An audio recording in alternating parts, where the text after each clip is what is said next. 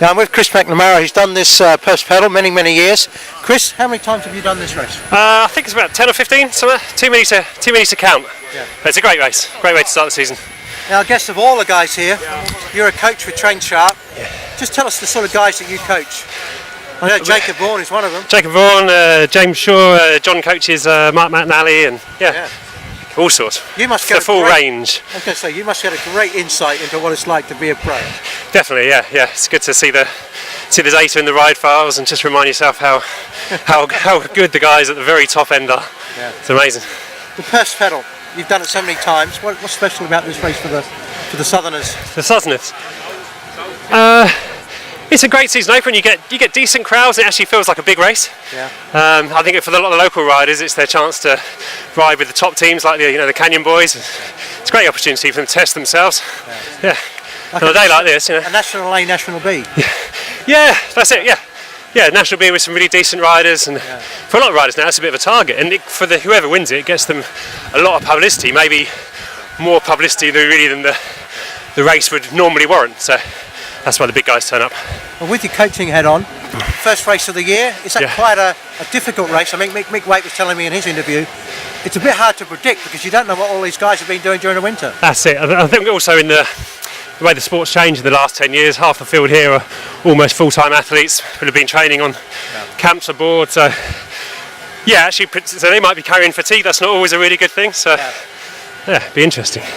Finally, warm up for this race. Got to warm up well. Is everyone? I'm looking around me. Not everyone's doing the same warm up. No. What's yours? Mine would be nice, easy 10 minutes, just spinning my legs. Then 5 minutes zone 2, 5 minutes zone 3, 4, and then some 30-second full-on efforts just to really prime the systems, get the lactate response systems going. Yeah. So you're going to need that on that first climb. And that particular warm up that you do, how applicable would that be to everybody in general? Very applicable. Yeah, I've got a number of riders I coach here. There's a guy behind you just doing the same thing. So there's nothing special for you. No, I mean it'd be physiology. No, but obviously the warm-ups you would set the riders are set to their zone, so they're going to do an effort at a certain power. Yeah, just make sure that their muscle temperature, core temperature is raised, and they're ready to go. This is a race where it could all be decided in the first 5 miles. So. If you're cold. Well, that was the final question I was going to ask you. What this race, does it have a particular pattern?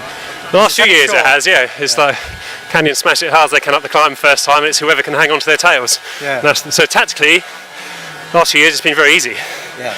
Actually going with them is that's a different kind of fish. You know what you need. You know what you need to do. You know what, and you're getting. So I'm getting old of it. Yeah. It's whether you can actually follow it or not. So it's quite simple. Yeah. But with the wind the way it is today.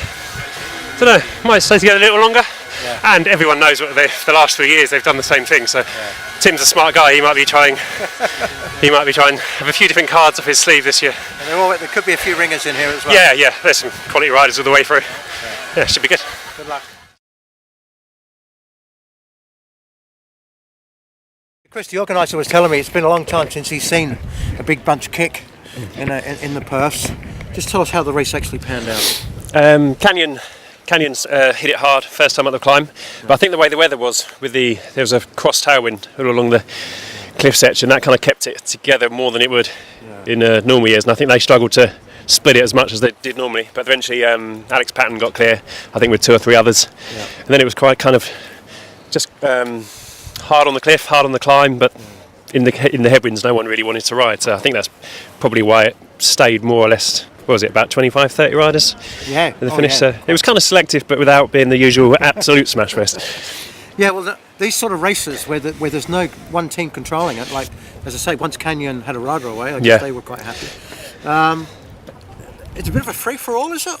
Just describe what it was. Yeah, a little bit. I was talking to, Louis Rose Davis, and saying they're in a bit of a difficult situation because everyone's looking at them to animate the race and dictate everything and almost ride off the back of them, and makes it quite hard for them and maybe a little bit negative behind, but I think it's more the weather conditions. So dry, fast. Well, sun shining, that was an unusual thing. So finally, what did you take from the race in terms of the form? Yeah, where about where I thought I was. Because there's one thing to have numbers, isn't there? But there's another thing to be in a... Yeah. I mean, I haven't done any real short, sharp, top end stuff, which I've done in the past to try and go well here. So I was quite happy to be in that group, to be honest. And what next? What's next? Time trial here. So you're doing the first time trial? First time trial next weekend, yeah, 2 laps of this. Proper road runs one. Exactly. It's a bit more me. All right, good luck on